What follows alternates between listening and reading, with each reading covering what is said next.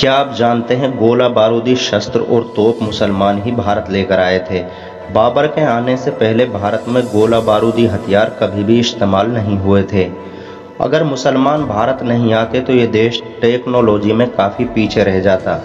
दुनिया की पहली मिसाइल टीपू सुल्तान ने अंग्रेज़ों के खिलाफ बनाई थी, जो एक सच्चा मुसलमान था। परमाणु बम और रॉकेट विधि भी भारत को मुसलमानों ने ही दी थी।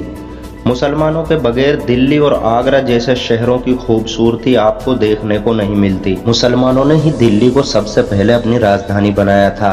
ज़्यादातर मुस्लिम हुक्मरानों ने दिल्ली से अपनी हुकूमतें चलाई थी, जो आज तक जारी हैं। लाल किला, ताजमहल, जामा मस्जिद और कुतुब मीनार जैसी सैकड़ों ऐतिहासिक इमारतें भी मुसलमानों की देन हैं, जिनसे आज भारत सरकार हर साल अरबों रुपए कमाती है। मुसलमानों ने भारत में औरंगाबाद, फतेहाबाद जैसे सैकड़ों शहर बसाए थे।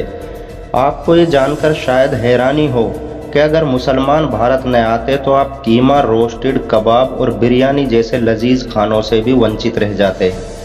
यहाँ तक कि आप खिचड़ी भी नहीं खा सकते थे, क्योंकि इसको बनाने की विधि मुगलों ने ही विकसित की थी। पुलाव, हलवा, मुरब्बा और समोसा बनाने की विधि भी भारत में मुसलमान ही लेकर आए थे। देश के वर्तमान तिरंगे झंडे का डिज़ाइन भी सुरैया तैयब जी ने किया था, जो एक मुसलमान थी। मुर्शिदाबाद, बीजापुर और तंजौर जैसे शहरों में शस्त्र बनाने की फैक्ट्रियां मुगलों ने ही लगाई थी। ये भारत के शस्त्र बनाने के सबसे पहले कारखाने थे, जहां तोपों और बंदूकों, रॉकेटों का निर्माण किया जाता था। मुसलमानों के आने से पहले भारतीयों को बंदूक बनाने का कोई अंदाज़ा नहीं था। अगर मुसलमान भारत न आते तो यहाँ के लोग इस टेक्नोलॉजी से सदियों दूर रह जाते। बहुत कम लोग जानते होंगे कि फूल गोभी, नींबू, खजूर, सेब और संतरा के पेड़ सबसे पहले मुसलमान ही भारत लाए थे।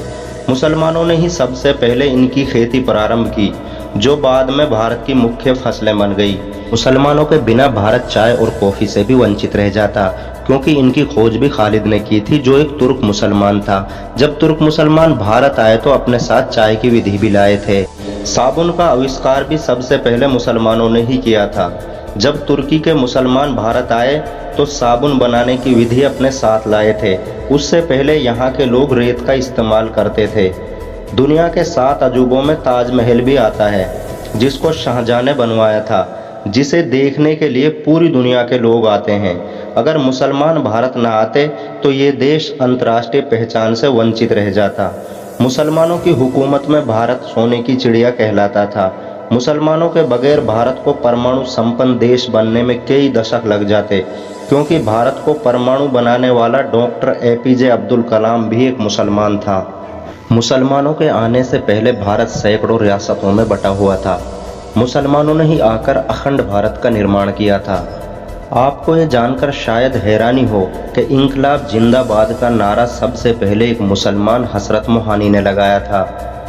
मुसलमानों ने ही भारत में सबसे पहले कानून व्यवस्था को स्थापित किया और दलितों पर हो रहे अत्याचारों से दलितों को मुक्ति दिलाई थी। मुगलों की हुकूमत में दलित पहली बार सरकार का हिस्सा बने थे। बहुत कम लोग जानते होंगे कि 1873 ईस्वी में अजीमुल्ला खान ने ही मादरे वतन भारत की जय का नारा दिया था, जिसे तथाकथित राष्ट्रवादियों ने बाद में भारत माता की जय कर दिया और फिर इसे बोलने वालों को देशभक्ति का सर्टिफिकेट बांटने लगे। वहीं जय हिंद का नारा सबसे पहले आबिद हसन सफानी ने दिया था। अंग्रेजों से लोहा लेते वक्त उन्हें देश से भगाने के लिए महात्मा गांधी जी ने भारत छोड़ो आंदोलन चलाया था, लेकिन भारत छोड़ो का नारा यूसुफ मेहर अली ने दिया था। साइमन गो बैक का नारा भी यूसुफ मेहर अली ने दिया था। सन 1921 ईस्वी में बिस्मिल अजीमाबादी ने सरफरोशी की तमन्ना अब हमारे दिल में है नारा देकर आज़ादी के सिपाहियों में जोश भर दिया था। अगर मुसलमान भारत नहीं आते तो भारत को आज़ाद होने में और ज़्यादा वक्त लग सकता था, क्योंकि खिलाफत आंदोलन और रेशमी रुमाल तहरीक जैसे आंदोलन मुसलमानों ने ही चलाए थे, जिससे अंग्रेजों के पांव उखड़ गए थे। हर भारतीय की जुबां पर सारे जहां से अच्छा हिंदुस्तान हमारा तराना भी एक मुसलमान अल्लामा इकबाल ने लिखा था।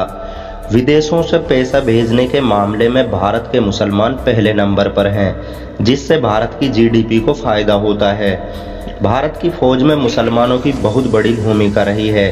कैप्टन अब्दुल हमीद जैसे हजारों मुसलमान इस देश के लिए शहीद होते आए हैं। अगर मुसलमान भारत नहीं आते तो आपको मोहम्मद अजहरुद्दीन जैसा कप्तान और जहीर खान जैसा रिवर्स स्विंग बॉलर देखने को नहीं मिलता।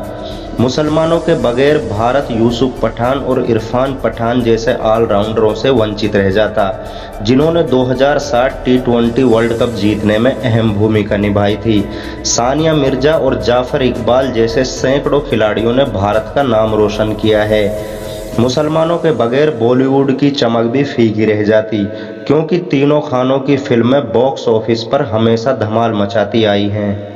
अगर ये वीडियो आपको पसंद आई हो तो हमारे चैनल मिरर ऑफ वर्ल्ड को सब्सक्राइब करें, वीडियो को लाइक शेयर करें, बेल आइकॉन दबाना न भूलें और कमेंट करके हमें ज़रूर बताएं।